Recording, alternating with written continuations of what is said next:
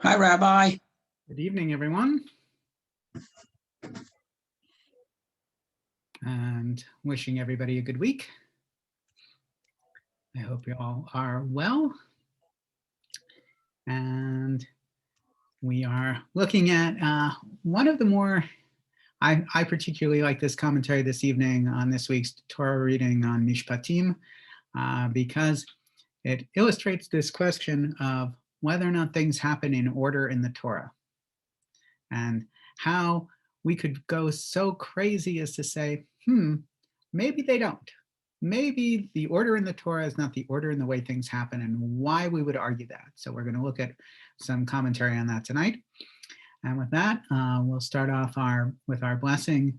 Baruch atah Adonai Eloheinu melech haolam asher kirishanu b'mitzvotav v'tzivanu la'asok b'divrei Torah. Praised are you, Adonai, our God, ruler of the universe. You sanctify us with commandments and command us to engage in the give and take, the back and forth, the wonderful questions and answers that we find when we turn ourselves to a holy task like learning Torah together. So we're going to start with some of the early verses in chapter 24 of this week's Torah reading. Take a look at them in the Hebrew and the English. And it's great to see everybody. Thank you all for joining us this evening. Nice to see you, Yael. And so we're starting with actually a couple pages up from here, chapter 24, verse 1. And this is one of these famous moments where in the middle of Parshat Mishpatim, where there are a lot of laws being given, but it's a climactic moment, and we'll look at why and what is actually going on here. So here in the Hebrew at the bottom of the page, here it says, or in the middle of the page, Ve'el Moshe amar ale el Adonai. Then God said to Moses in the English, go up, come up to God. And it continues on the next page. To Adonai, it says in the English, but here's the rest of the Hebrew. Ata va'Aharon, Nadav va'Avihu, v'shiv'im miziknei Yisrael v'hishtachavitem merachok. V'nigash Moshe levado el Adonai, v'hem lo yigshu, v'ha'am lo ya'alu imo. All right, so you all come up here, and Aaron and Nadav and Avihu, who are Aaron's sons, and 70 from the elders of the Israelites, of Israel, and all of you should bow down from afar. And then God continues to say, but Moses alone, by Moses' self, should come close to God, and they will not approach the people, will not go up with him. All right, so we've got this interesting separation, right? We've got Moses heading up to receive Torah, and no one else coming up with him. So this is God talking to Moses, and then Moses goes and talks to everybody else, right? So Vayavo Moshe vayisaper la'am et kol divrei Adonai ve'et kol hamishpatim. So, and Moses comes and he speaks, recounts. Yisaper is retell, or to tell a story. It's a sefer is a book. So this is a recounting of a story. La'am, to the people. All et kol divrei, all the words of Adonai, et kol hamishpatim, and all of the rulings. Vaya'an kol ha'am, kol echad, and all of the people, they answered with one voice. Vayomru, and they said, kol advarim asher diber, all the words that were said, that God spoke, all the speakings that God spoke, and Adonai na'aseh, we will do. So they've been written down, or they've been said, right? Here it says all the things that God has spoken, we will do. Then Moses writes them down, Vayichtov Moshe et kol divrei Adonai, and Moses then writes down all of the words of God. And there's this weird pause in the middle of the sentence here, in the middle of the verse. Our verses don't necessarily always come down with the natural pauses in the text. Here, if we were chanting this text, there's a pause in the text here. It's not an end pause, but it's definitely a pause, right? Because the chanting of the text would be Vayichtov Moshe et Kol Divrei Adonai. So it's the end of a phrase here. So that's here. Moses then wrote down all the commandments of Adonai.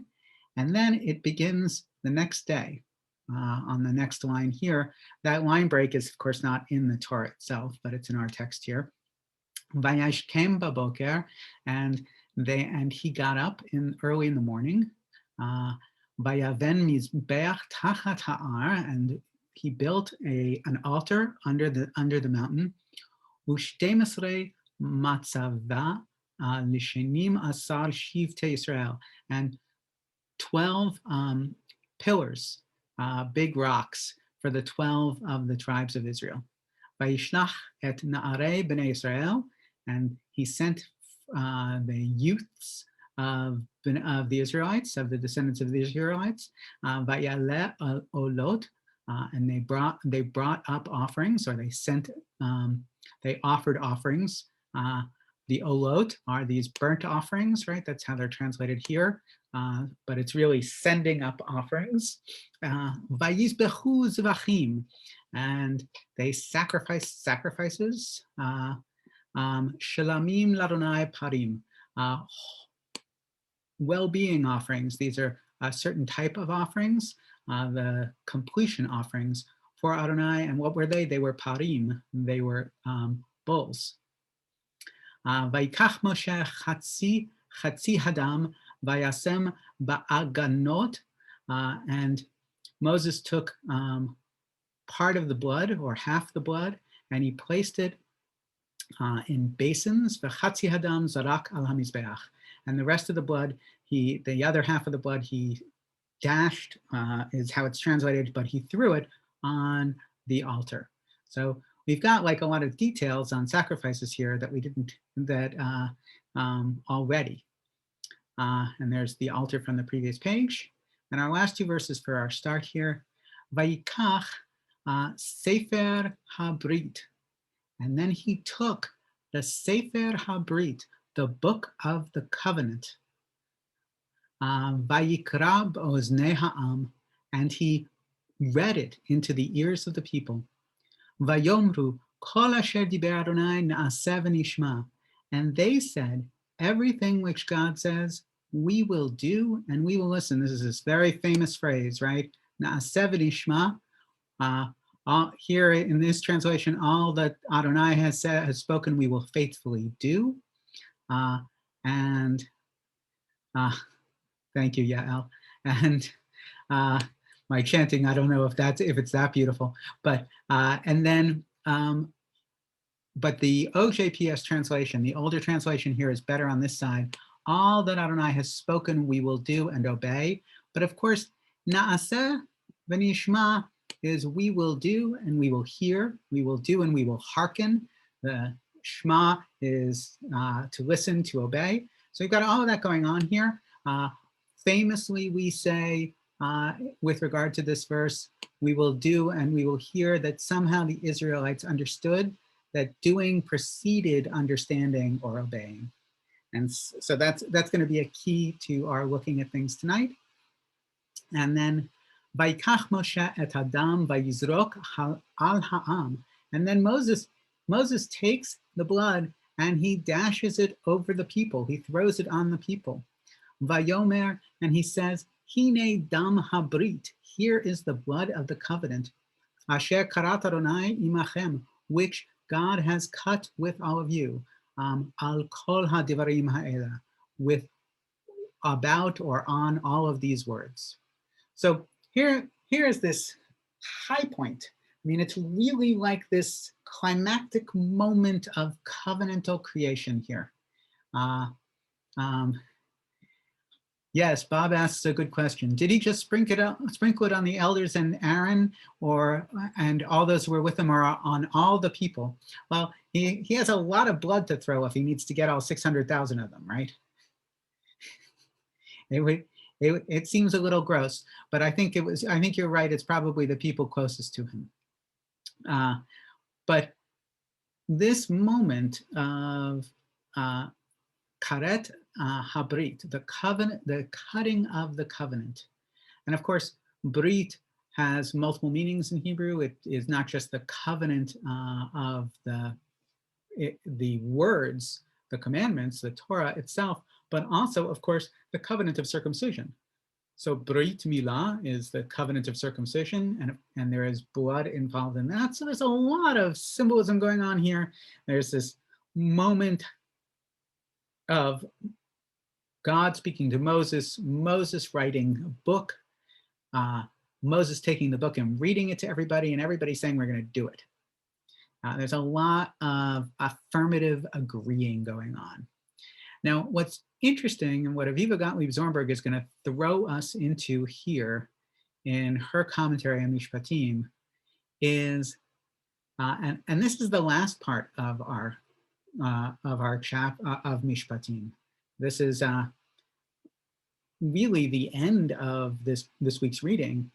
However, we're reading it because Rashi, our classic 11th and 12th century commentator, doesn't like to read this in order.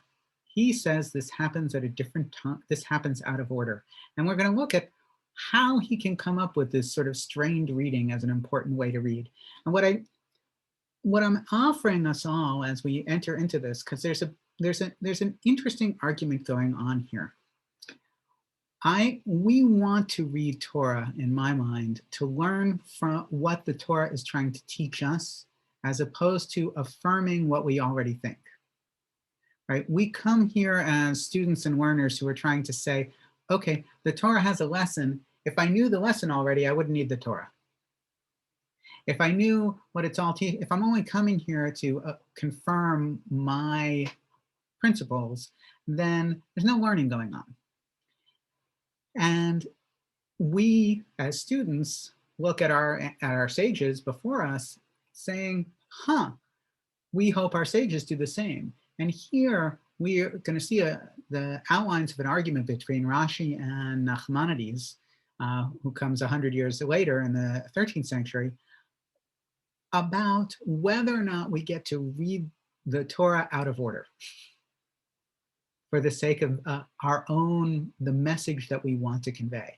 And Rashi has a message that he wants to give us, and it's a message from Midrash and a lot of other things. So it's not his own, it's him channeling the sages of the ages, as it were. But still, there's this question, how much fiddling do we get to do?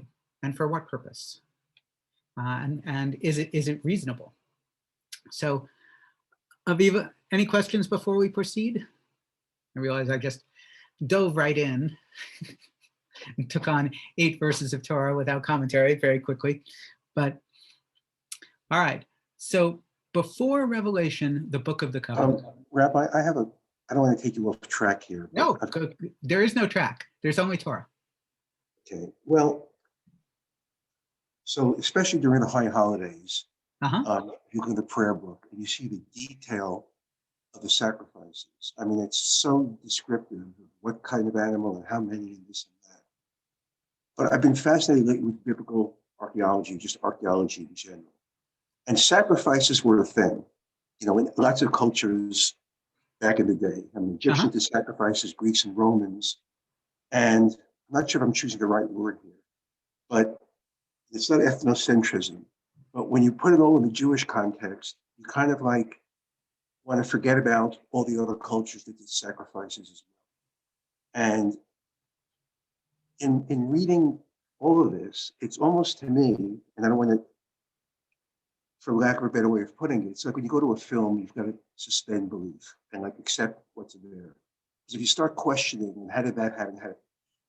There's no logic to it. You have to either believe or not. You can question things, but there's just so many things that if you want to take it literal, or order or not an order, then you're going to drive yourself like crazy, like trying to figure all this stuff out. And that's what I've just been grappling with because, you know, and I think I mentioned this last week. If I didn't, I'll say it again. I mean, the whole thing, Exodus, there's no archaeological evidence, but by faith, you want to believe that it happened.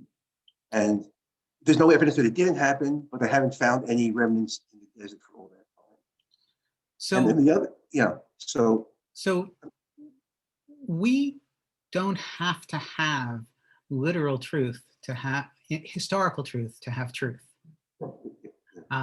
Maimonides says quite clearly that in the Guide for the Perplexed, that most of the encounters with the divine in his mind are metaphorical, that they're dreams, that they're not literal encounters with God, even among the prophets and the patriarchs, that the book is a good teaching, even if it doesn't represent historical truth, that the truth is in it.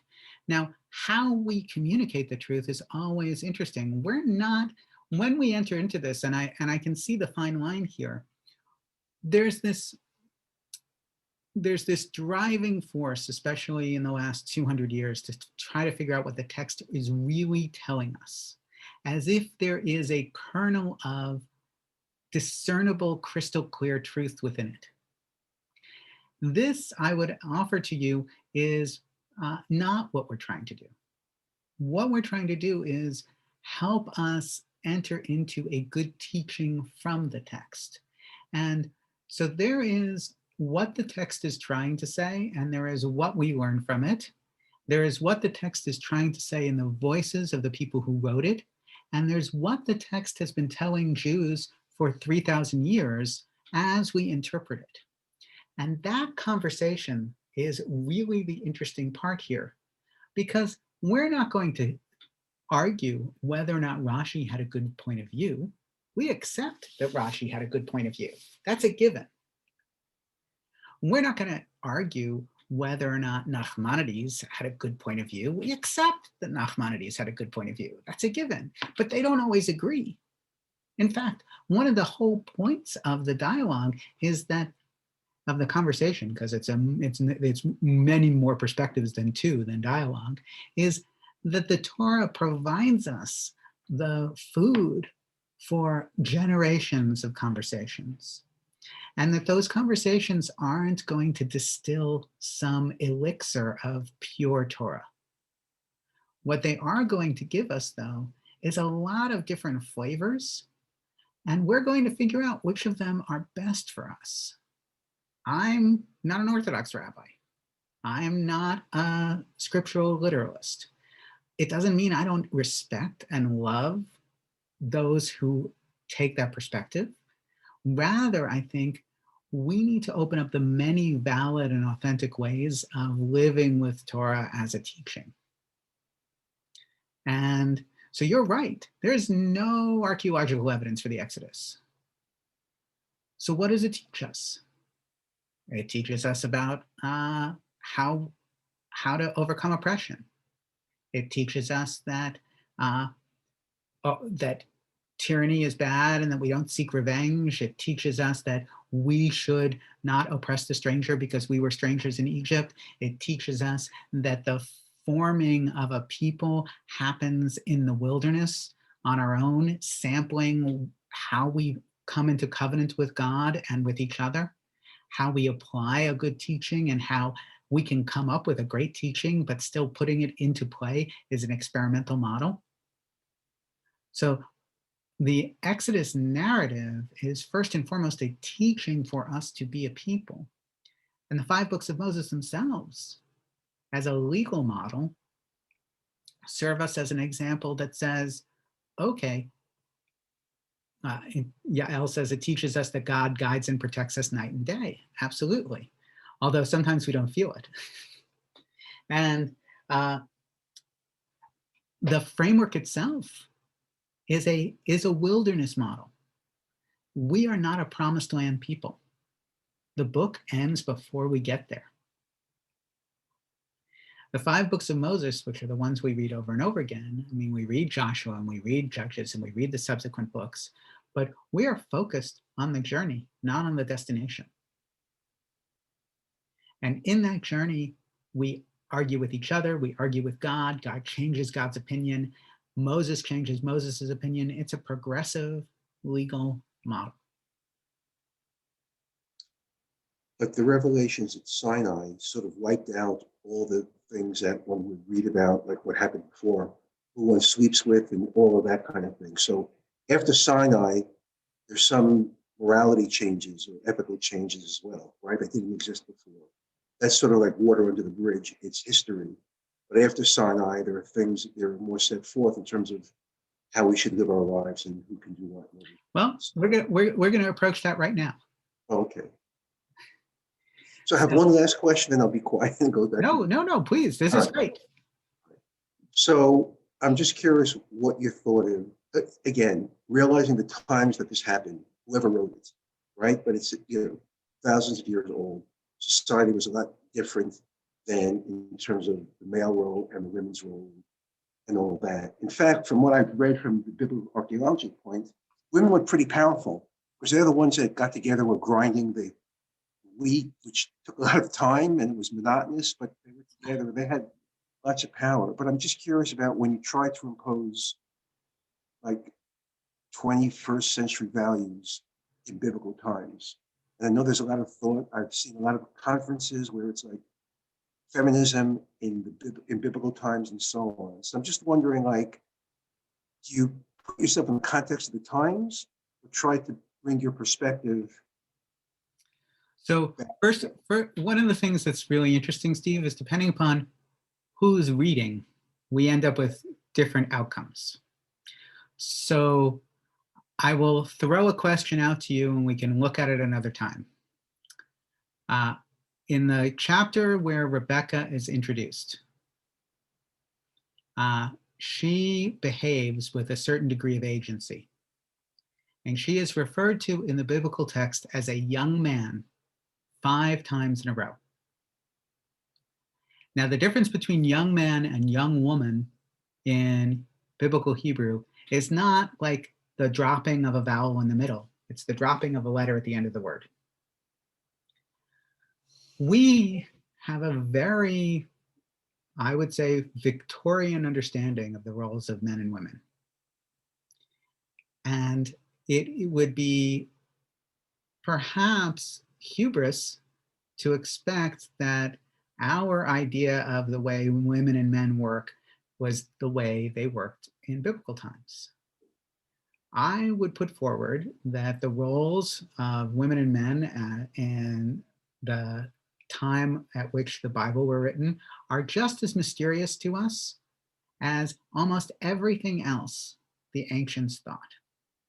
And that how we figure out how things work in our society are based on the evolution of values, not the freeze frame of values. We're not looking at a static value system. Judaism evolves. We don't read Torah without Midrash, without Mishnah, without Talmud, without Rashi, without Nachmanides and Maimonides. We are in a continuum. If I were a Chabad rabbi, I wouldn't read Rashi without the Lubavitcher Rebbe's commentary on Rashi. This conversation is not what did the Bible teach and are we adhering to it? Rather, it's what questions does Torah ask and how are we responding to them over the generations? So yes, I belong to 2 contemporary Jewish movements, both of which affirm the equal rights of men and women to pursue the rabbinate and the cantorate, both of which pursue equal rights and advocate for equal rights and inclusion for LGBTQ people in every part of society. And I can make the argument of that being a progressive application of Torah values through the ages. Because society changes. We are not attempting to build biblical society by studying Torah. We are attempting to build a better contemporary society using the conversation of 3,000 years of values. And that's always been the Jewish project. We are not a back to the book people. We are write a new book that doesn't disrespect the old book people. And that's my last question. When the Torah was written, how many people were literate? Well, that's why the Torah is so terse, because the Torah was written in a non-literate society. Nobody needed to write except the crazy people who were scribes. And they didn't need to, it was optional. One of Elsie Stern, who's a professor of Bible, gave this image to me a number of years ago. She said, she taught that it's best to think of the text of the Torah as the equivalent of a PowerPoint presentation. That it's just the things that were hard to remember. It's why we have long ancestries. Because the story of Abraham breaking the idols is easy to remember. The story, the list of all of Abraham's ancestors, hard to remember. So you get to the end of the ancestors and you remember, I need to tell this story here. But the ancestors were hard to remember. So think of it as, the Cliff Notes version they wrote down. And of course, we've been talking about the idea that there's oral Torah all the way through. That is commentary from the beginning. And my ultra-Orthodox colleague, Rabbi Mike Moskowitz, would say that. All right. So here's where Professor Gottlieb Zornberg's take on the ratification of the covenant, since we're talking covenant. The section of the Torah covered by chapters 21 through 24 contains social rules, moral imperatives, civil and criminal laws, ritual prescriptions, and an affirmation of God's promises to Israel. The whole section is connected to the preceding section, the Ten Commandments, with the phrase, and these are the laws. These many rules and injunctions emanate from God at Sinai in the same way as the Ten Commandments. So she starts out with this presumption that these chapters, these 3 chapters, which bridge from last week's Torah portion, Jethro, Yitro, to this week's Torah portion, Mishpatim, rules, are this legislative center, and that they start with the Ten Commandments. The organic continuity of the Decalogue of the Ten Commandments and the following laws constitute a narrative that reaches its climax in chapter 24, which we just read. This chapter relates the ratification of the covenant. Nahum Sarna writes, quote, "The climactic scene in the historic covenant drama is about to be enacted. An elaborate rite of ratification takes place, after which Moses is called upon to ascend Mount Sinai in order to receive the tangible, permanent symbol of the covenant, the 2 stone tablets into which the Decalogue is incised," unquote. So Sarna points out the literary markings of a complex unit that began with chapter 19. Chapter 24, he says, quote, "frames the unit by the 7-fold use of the key stem, daled bet resh, daber, to speak, or word," right? And speak and word are the same thing. Our blessing at the opening of the evening is la'asok b'divrei Torah, same root, to engage in the words of Torah. So this is key. The 10 utterances, the 10 commandments in Hebrew are Aseret HaDibrot, the 10 speakings. We don't speak of them as the 10 commandments. We speak of them as the 10 utterances, if we were to translate them, and translate the Hebrew phrase. And so here, chapter 24 frames the unit by the 7-fold use of this key stem, this key root, daled bet resh, to speak, or word, in both the opening and closing chapters, and by the 7-fold employment of the stem yarad, yud resh daled, to go down in chapter 19, and of its antonym, aleph ayin lamed hey, to go up in this chapter. So we've got going down and going up. We've got words. The ratification of the covenant is narrated in the first 8 verses. So this is what we read, and here they are again. "Then to Moses God said, 'Come up to God, you and Aaron, Nadav and Avihu, the 70 elders of Israel, and bow low from afar. Moses alone shall come near God, but the others shall not come near. nor shall the people come up with Moses. Moses came and narrated to the people all the words of God and all the laws, and all the people answered with one voice, saying, all the things that God has spoken, we will do. Moses then wrote down all the words of God. And Moses rose up early in the morning and set up an altar at the foot of the mountain with 12 pillars for the 12 tribes of Israel. He sent young men among the Israelites, and they offered burnt offerings and sacrificed bulls as wholeness offerings to God. Moses took half of the blood and placed it in the basins, and the other half he sprinkled on the altar. Then he took the book of the covenant and read it aloud to the people. And they said, all that God has spoken we will do, and we will hear. Then Moses took the blood and dashed it on the people and said, this is the blood of the covenant that God now makes with you concerning all these words. All right, so that's what we read. The opening phrase, Rabbi Gottlieb Zornberg continues, then to Moses, God said, inverts the usual syntactical order, emphasizing that Moses is the focus of the commandment. So this is a key thing. Hebrew syntax is funny. I'm going to take us back there so we can see it. And you can see that Rashi says something about it too. But here's the Hebrew. Ve'el Moshe Amar. Normally it would say, Vayomer El Moshe.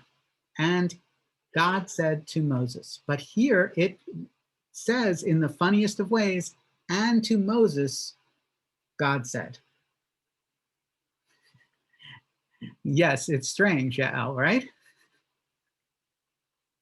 I'm thinking maybe that's not what it means at all. Maybe it's the God of Moses said.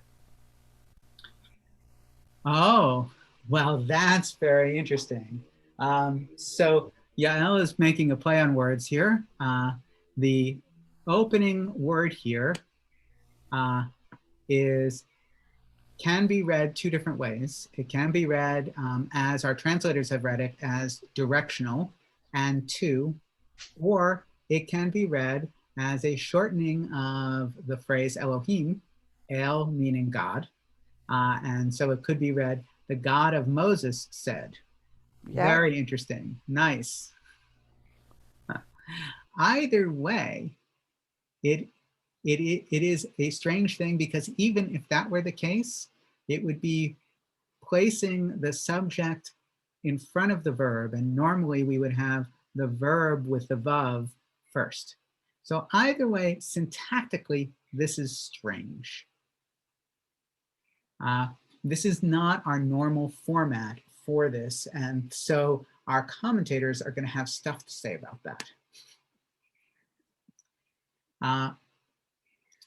Moses is singled out in the next verse as well. He alone is to come near God, although other leaders are to accompany him in the first stages of the ascent.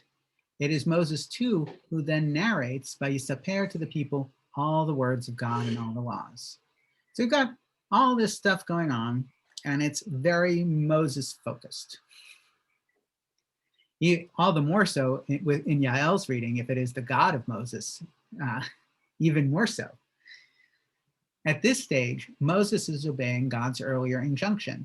This is what you will say to the Israelites, and these are the laws that you shall place before them. So this is earlier in last week's Torah reading. Moses is communicating to the people all the divine instructions that Moses has received since the 10 Commandments. And the people, having been informed of the basic categories of the covenant, repeat the words of their earlier commitment, using the same formula as in the days before the Torah was given, and later expanding it. All that God has spoken we shall do, and we shall hear. The blood sprinkling ritual frames the reading of the book. A visual transaction completes the enactment of the covenant. And as we read through this, we've got really like high drama going on here. God talking to Moses, Moses and the 70 Israelites. We've got the whole thing laid out. It's very physically dramatic. And on top of that, as Steve has pointed out, we have this sacrificial system going on. We've got offerings and burning and blood sprinkling. It's got all the trappings of, high religious drama from that time period. Central to the ratification of the covenant is the writing and reading of a book, which I think, Steve, would mark it out as particularly Jewish. right? In all of the ancient world, we tend to be the book-focused people. And as you said, the Jews, there aren't a lot of readers then. It's not a literate society.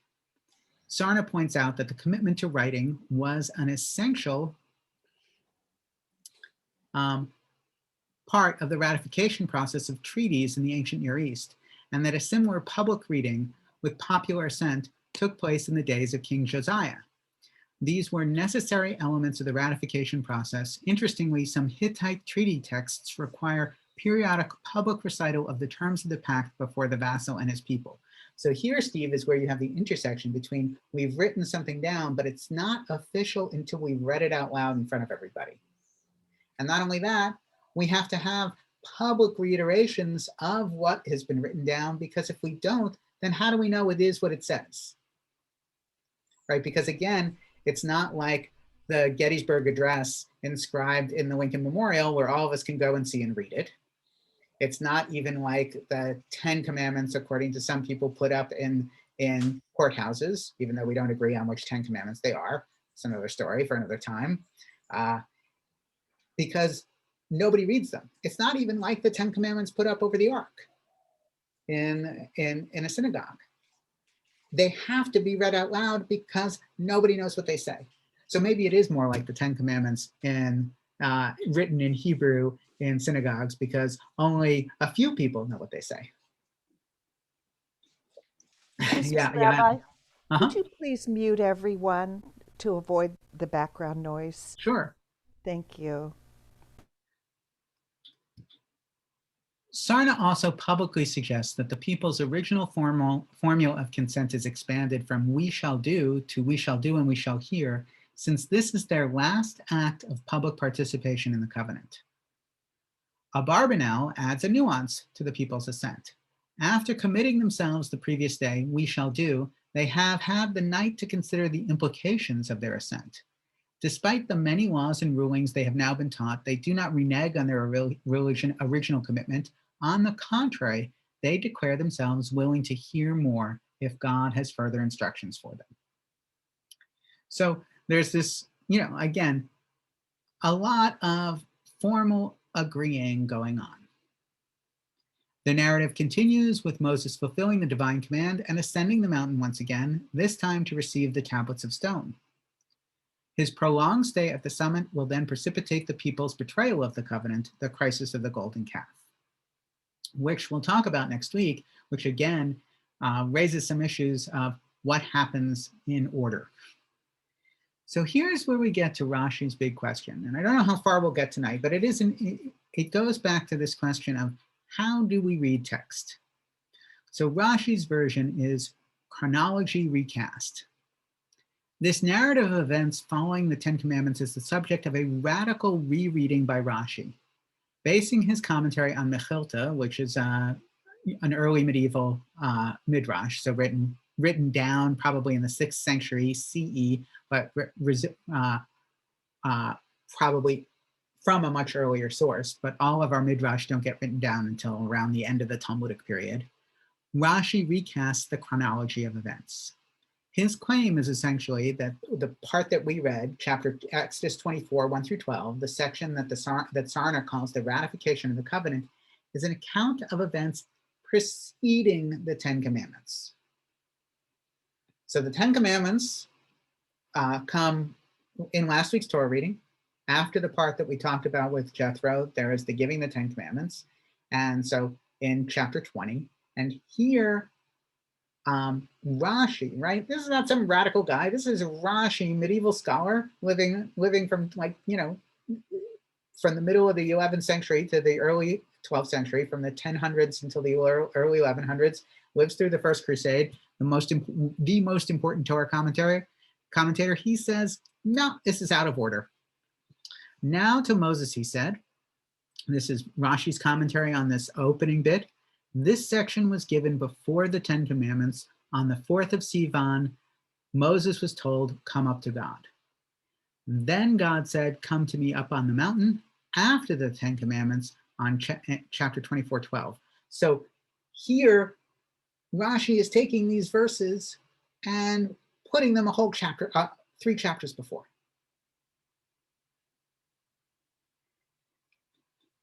which is pretty wild. In Rashi's Midrashic narrative, therefore, this section begins with a flashback to the 4th of Sivan, 3 days before the 10 Commandments were uttered. God informs Moses that after the 10 Commandments, he will ascend to the summit. First, however, he fulfills God's commands, comes down the mountain, and initiates a covenant sealed in the sacrificial blood. The sacrifices, all of that sort of stuff, the affirmation take place before the 10 Commandments. The Israelites agree to it, agree to everything before any of that happens, according to Rashi. Now, why is our question? Why would Rashi strain the text this way?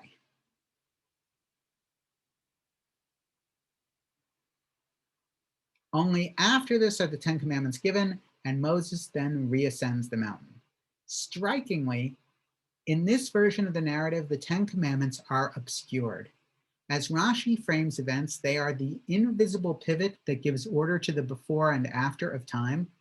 The words of revelation that had been the explicit center of the narrative in chapters 19 through 20 are absent in Rashi's flashback. Now it is the book of the covenant that is the focus of the days preceding the 10 Commandments. In other words, this book that Moses reads is now much more important in priority than the 10 Commandments. They are no longer the headline, they are after the book of the covenant. Moses first narrates God's words, then writes them down, and then reads them aloud to the people. The problematic aspects of Rashi's narrative are conspicuous and troublesome. In general, one might object, and Ramban, the Nachmanides, in fact, does object to the scrambling of the chronological order of the text. Implicitly, Rashi introduces here, as in several places in his commentary, the principle that there is no necessary chronological sequence in the Torah. So this is a fundamental principle, interestingly enough, in reading the Torah, that only it's better rendered, I believe, as there is no before and after in the Torah.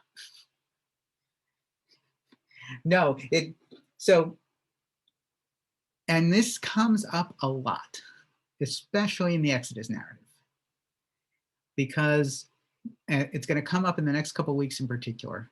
But here, it seems like a stretch. As Professor Gottlieb Zornberg says, one might assume then, on the principle of Occam's razor, that Ramban, Nachmanides, who in contrast tends to favor ordering events in the historical sequence in which they are narrated, is both more elegant and more intelligible. What is to be gained by Rashi's interpretive move, this flashback segment? In terms of we're all skeptics here. In terms of the details of the passage too, Rashi's reading seems cumbersome. What is the burden of the message that Moses narrates to the people? The words of God, he explains, refers to the instructions about separating the sexes and cordons off the mountain in preparation for the revelation.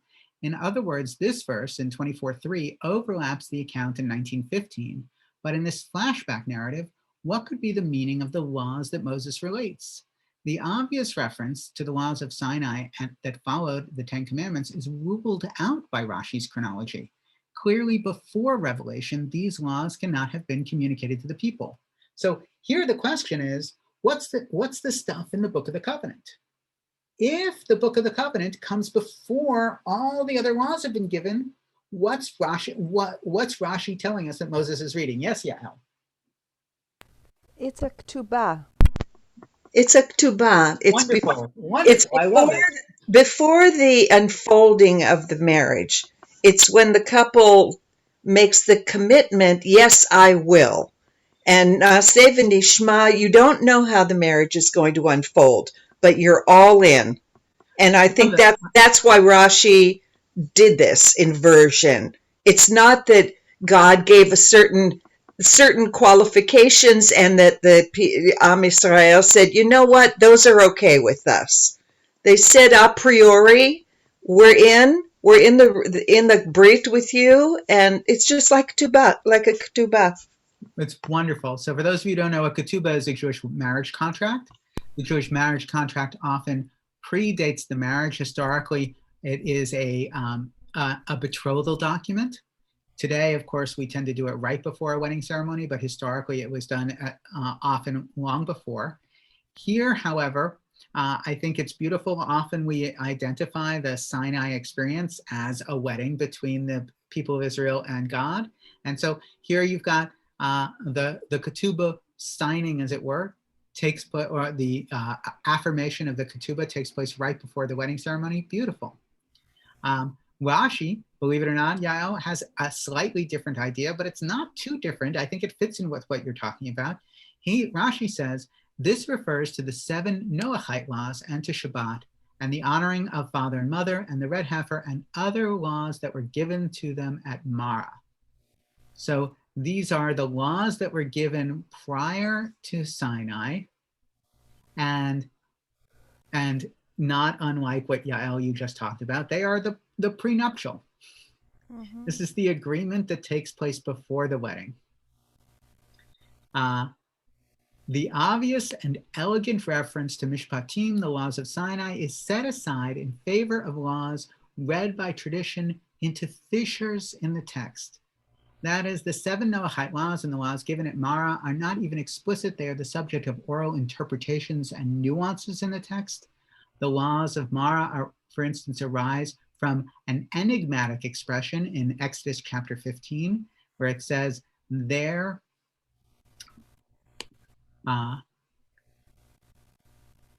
God made for them statutes and laws. This becomes the basis for a Talmudic reference to laws given the people before Sinai. Rashi thus makes these pre-Sinaitic laws the subject of Moses' narrative to the people. It is to these that they respond, we shall do. At this point too, Nachmanides' Ramban objects, surely the word vayisaper he narrated suggests new data. Is the word appropriate for material that has long been familiar to them? The question about the innovative force of narratives has implications that we shall explore later. I, in fact, object to Nachmanides' objection. I would identify Yisaper as a recounting, as not necessarily a new story, but a revisiting, a retelling of an old story is perfectly fine, Hebraically. But then again, I may be channeling, I mean, you want to talk about how meta we can get here, right? My understanding of the word vayisaper, of that, may in fact be influenced by Rashi's understanding of it in the Middle Ages, because Rashi is so influential in the understanding of Hebrew that it's like Shakespeare in English. I can't really argue that I know better than Rashi and Nachmanides, because the Hebrew that I know is more influenced by them than by me. Wow. It's an onion, right? Every time we go in, we uncover another layer, but it's related to the top layer too.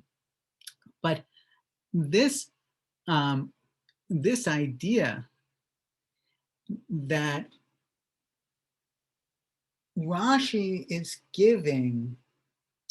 is fleshing out the entirety of the Exodus narrative to figure out a way to include all of Torah law as explicit.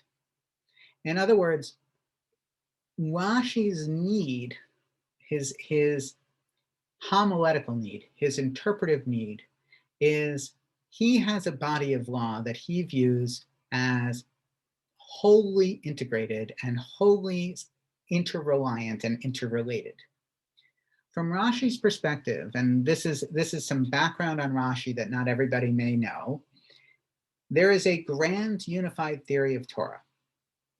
And the grand unified theory of Torah is that, again, there's no before and after in Torah, but not just in the 5 books of Moses, in all of Jewish law, that there is a holistic relationship between the things that Abraham heard from God, the things that Moses heard from God, the things that Isaiah heard from God, and God speaking through Elijah the prophet to the rabbis of the Talmud, and every midrash as well. That all of those things are contemporary. They, for all intents and purposes, happened at one organic giving time, and they connect 100%. So here, what Rashi is doing is he is saying, by doing this, everything that came before Sinai is also being agreed to by the Israelites. This would be like Jefferson and Madison putting a little footnote in the Constitution saying, we admit all of the Age of Reason texts that are precursors to understanding constitutional law as part of the legal system. So the Magna Carta, British common law, Hume, is all admissible. And to tell you how influential Rashi's idea is to this day, the Israeli Supreme Court is, I think, the only Supreme Court in the world to have the legal systems of multiple countries admissible in that court. There is a full law library in the Israeli Supreme Court of British common law, of Ottoman law, of American common law, and Torah law, in addition to Israeli contemporary law, because all of those legal systems form the basis for a valid argument. Yes, Bob, you're scratching your head. It is possible to make a very complicated legal argument in the Israeli Supreme Court. That's exactly the point. And of course, Israel itself doesn't have a constitution. So this, we can see Rashi's statement here is not so much self-serving, right? He's, again, if we're going back, Steve, to our question of what do we get to add? You know, how much of law, Jewish law, is progressive? Well, Rashi has just moved the goalposts. Rashi is saying everything that happened prior to the revelation at Sinai is admissible, because by placing this prior to the Ten Commandments, the Israelites are in fact agreeing to every implied law given by Moses given by God prior to anything that happened with Moses. Yeah, John, you have a question.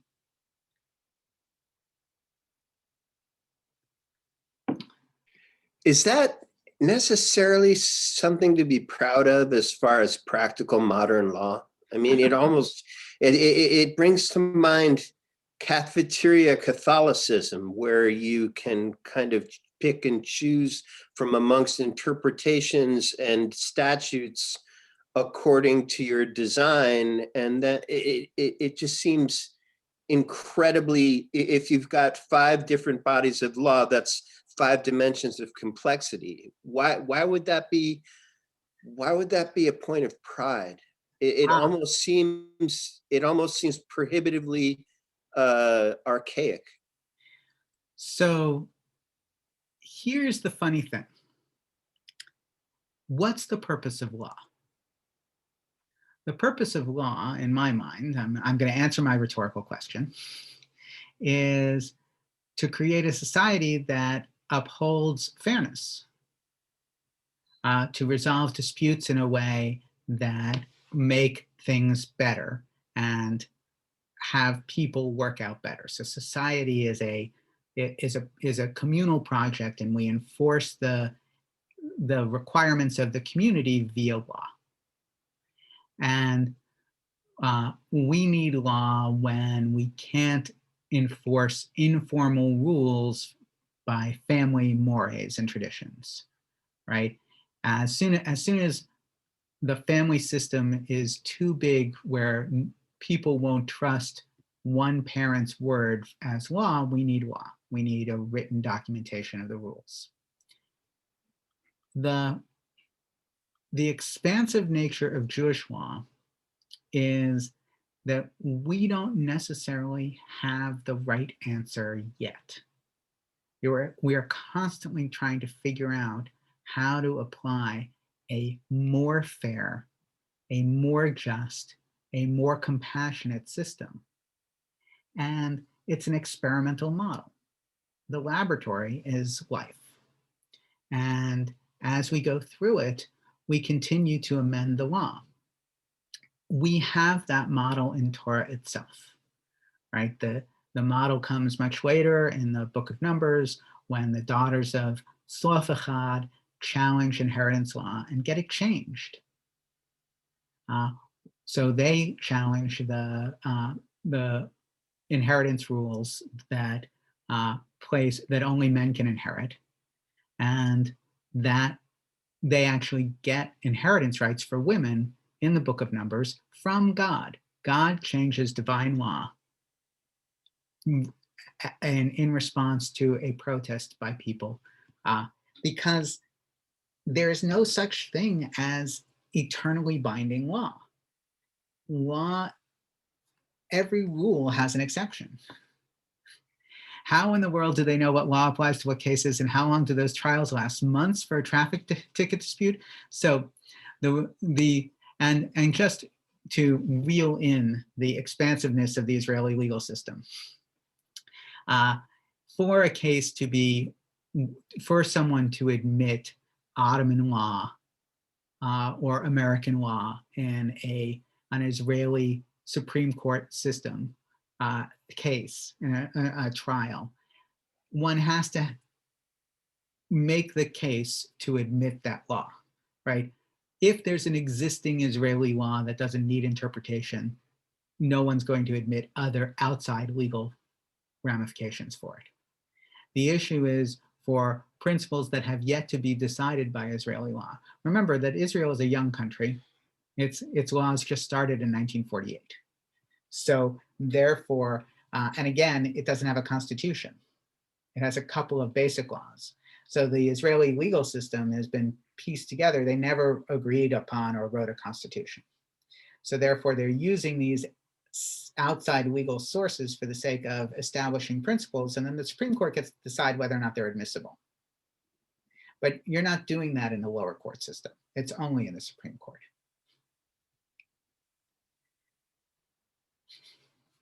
Because as both Bob and John have pointed out, you are correct. It is unnecessarily complicated, or it could be, especially if you throw in that everybody's a Jewish lawyer.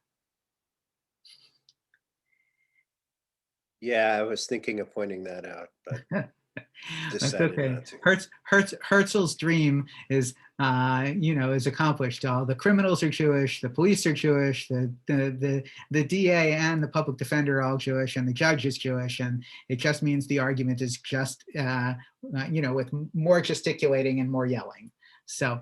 I mean, it's a young nation and all that, but wouldn't you think that a nation of attorneys, for lack of a better term, would be in more of a hurry to establish a definitive body of law at the Supreme Court level? And so there's a funny thing about Israel. When I got to Israel, to live from 1996 to 1998. I knew I was going to be there for 2 years. Went to rent a place and set up a bank account. It turned out that the fees in banking were so complicated that it was easier for me to use an ATM card, a debit card, or a credit card to withdraw cash over the course of 2 or 3 days in order to pay my rent than it was to set up an Israeli bank account so that I could write a check. Why? So I turned to my father, may his memory be for a blessing, who was, an MBA, a Columbia-educated MBA, and a successful business person. And I said to him, Dad, Jews, we are renowned the world over for being smart financial people. Why is the Israeli banking system such a mess? And my father said to me in his wisdom, he said, up until Israel, the only Jews that you ever heard of in the banking field were the ones who were wildly successful at it. In Israel, every banker is Jewish. Not all of them are going to be wildly successful and smart. And therefore, you have good Jews, smart Jews, and mediocre Jews, and not so smart Jews running the banking system. And there is no meritocracy that says only the good Jews get to run things. And the same goes for everything else, which is if you expect Jewish lawyers to be more opinionated and more argumentative than average, the likelihood of any group of Jewish legislators agreeing on a constitution is much less. Yes, yeah. I have another idea about that. In addition, please. Modern Israel was actually built on the Ottoman Empire, influenced by, and there were some generations of people who lived in Israel when it was created, who had also lived there during the Ottoman Empire, and it was also influenced by the British who were there, and most certainly it was influenced by the United States, with so many Olim coming from there, right. and Israel being so dependent as well on America financially, but also politically. So I think that foundation that you said, it would have surprised me more if you would have said that there are books on the Tunisian legal system. But the ones that you cited sort of made sense to me as a foundation. Well, and that's the point, that the legal system of the Ottomans and the British are natural fits, because of course British common law and Ottoman law had held sway in the area of Israel for many generations, and the addition of American law, recognizing that American influence in Israel actually didn't happen until really the 70s, right? The United States didn't support Israel in any substantive way until the Yom Kippur War, actually during the Nixon administration. But nonetheless, the influence is there. What I think is important, though, and we're going to have to close because I don't want to keep everyone too late, that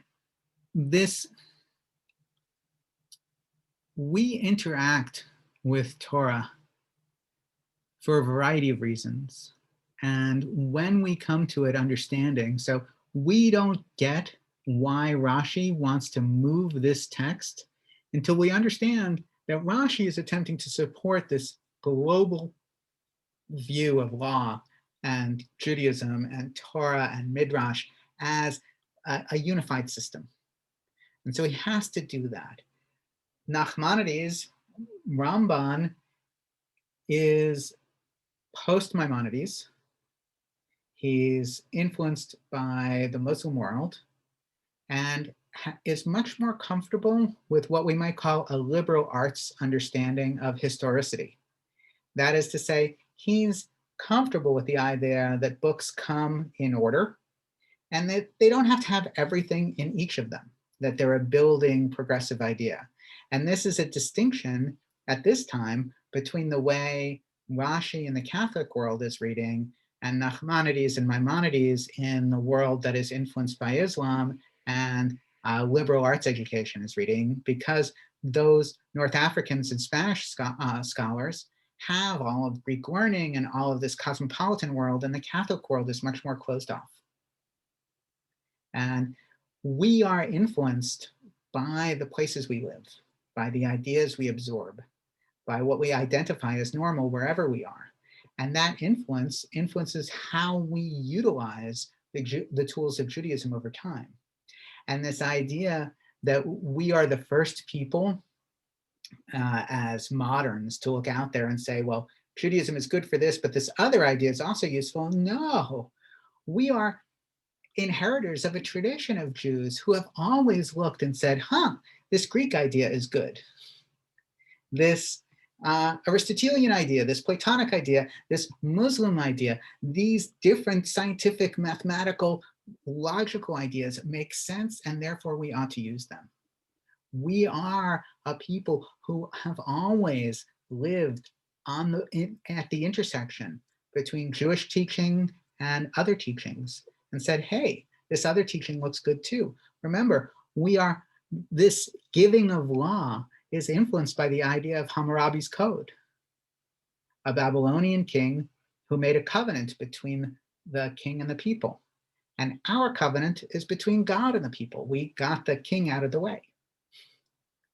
And so each generation gets to look at our texts and update them, not by saying, picking and choosing, but rather saying, what's great about this? What's usable about this? And how does it influence the way I go into the world? And how does the way I go into the world influence the way I go into Judaism as well? So with that, I thank you all. It is always a pleasure to have all of your questions and challenges and discussion, and I really look forward to future conversations. Thank you, Rabbi. Thank you, everyone. Have a good evening. Thank you, Rabbi. You're teaching tomorrow, Lunch and Learn? Yes. Okay, then. God willing, I'll be there. God willing, I will be too. Take care, everybody. Shalom, Rabbi. Good night, Rabbi. Good night, Where John. are Have a good you? evening. You Rabbi, too. where are you? I am in Buffalo, New York. Okay. I'm in California, Central Coast. Wonderful. Well, it's great to have you here. John is in Hawaii, so that makes. Oh my gosh. And that bridge is reminiscent of the Central Coast. Well, I just figured out how to put a background up. It's lovely. I'm just being a jerk. I'm sorry. That's and- not being a jerk. Not at Okay. all. and our friend Bob is from South Carolina. So, right, I used to teach and we used to talk, when we were in person about what zip codes we live in. Now we teach and we talk about what time zones we live in, and that's great. Isn't it something? Thank you, Rabbi. Thank you so much, God willing, Gail. see you tomorrow. I look forward to it. Shalom, John, you doing John. okay? I'm doing all right, man. You know what? I did a paper on Hammurabi when in college, and the debate was whether Hammurabi actually expected the code as it was written to be used as practical law, or whether it was just symbolic of his power as a leader to impose a code, whether or not it was to be ever used or referred to or utilized or cited or whatever.